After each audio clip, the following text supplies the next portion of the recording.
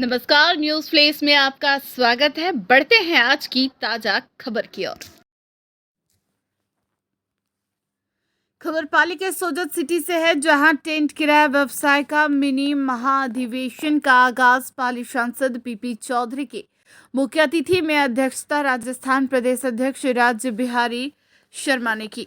मेहंदी नगरी सोजत में आयोजित हो रहे इस कार्यक्रम को लेकर टेंट व्यवसाय में बड़ी उत्सुकता नजर आ रही है। देश भर से 2500 से अधिक टेंट व्यवसायी सोजत पहुंचकर इस महाकुंभ में भाग ले रहे हैं।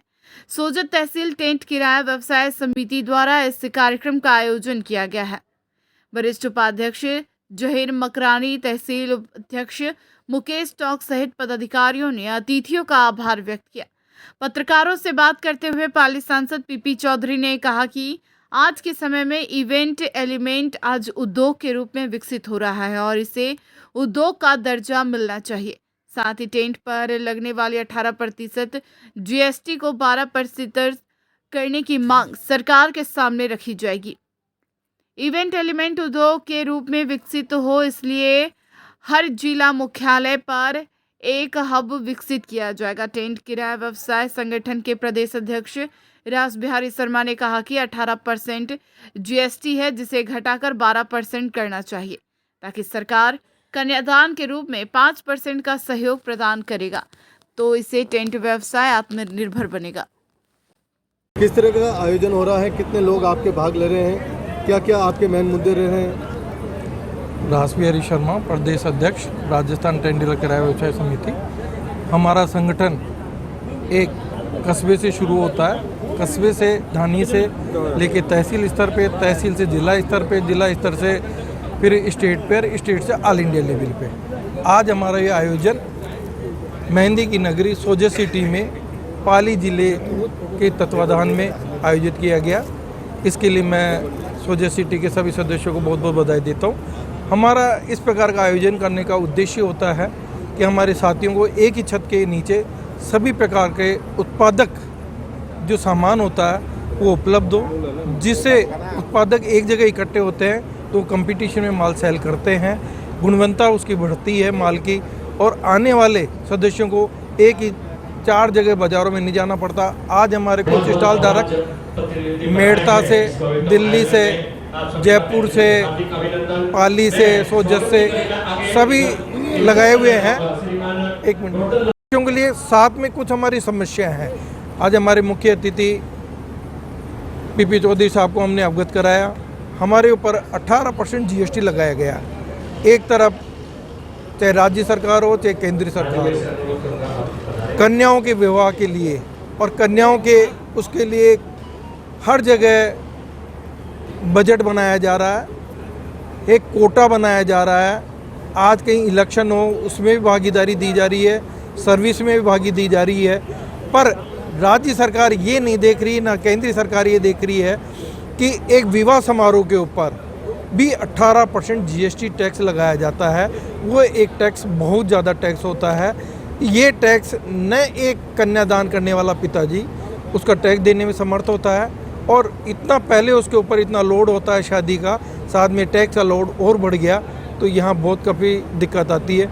मैं केंद्रीय सरकार से एक निवेदन करना चाहता हूँ कि वो आने वाले चुनावों में या कभी भी एक अपना 18% से इस टैक्स को 12% करे, और 6% ये मान के चले कि केंद्रीय सरकार के द्वारा 6% एक कन्यादान के रूप में जीएसटी हमने घटाया है, और एक कन्यादान के रूप में जीएसटी को घटा के आम जन को राहत प्रदान की जाए। इससे टर्नओवर भी बढ़ेगा, कैपिटल भी बढ़ेगी, व्यापारियों की कैपिटल भी बढ़ेगी, ग्राहक बिल की बिलिंग भी ज़्यादा होगी और सुविधा भी।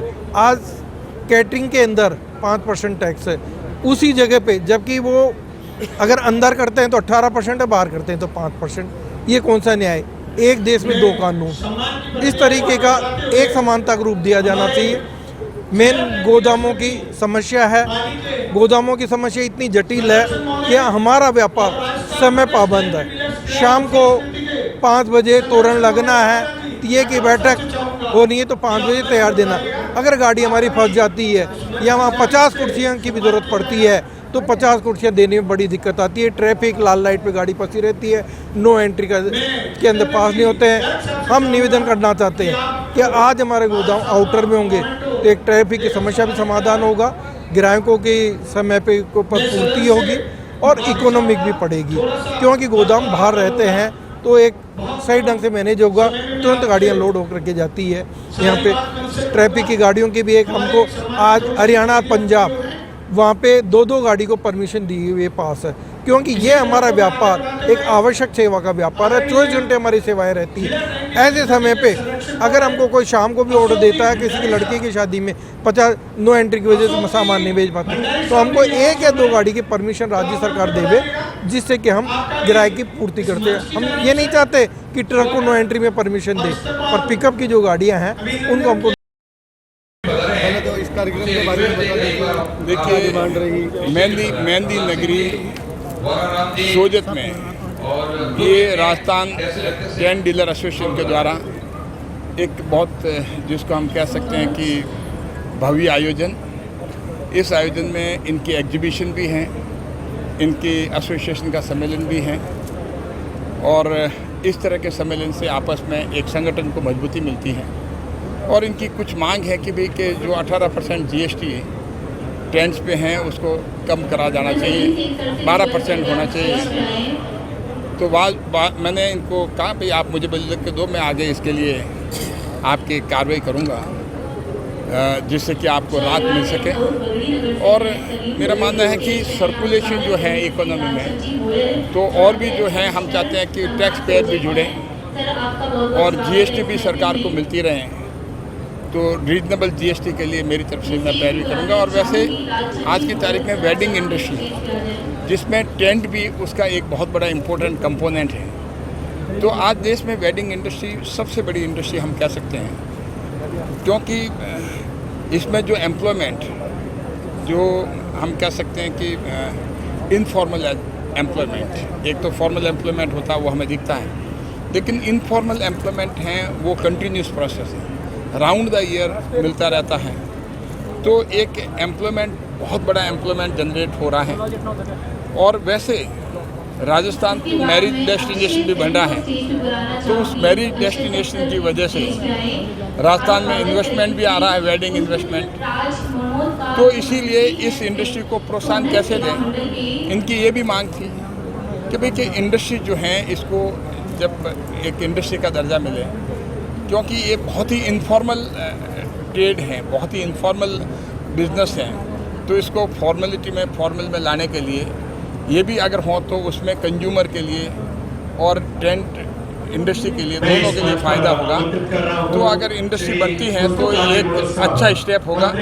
और जो इंडस्ट्री को जो बेनिफिट मिलते हैं, चाहे CC लिमिट हो, चाहे लोन हो, वो भी इनको मुहैया होगा, तो और एम्प्लॉयमेंट जनरेट होगा, इनफॉर्मल एम्प्लॉयमेंट, और थोड़ा आगे जाकर के फॉर्मल एम्प्लॉयमेंट में भी होगा। तो क्या उम्मीद की जा सके कि इनको दोनों बेनिफिट मिलेंगे? देखिए, आप ऐसा है कि हम इनकी पैरवी करेंगे और इनका रिप्रेजेंटेशन जो भी मेरे पास आएगा, मैं आगे उसको अग्रेसित करके मेरी तरफ से मैं रिकमेंडेशन करूँगा, अनुशंसा करूँगा।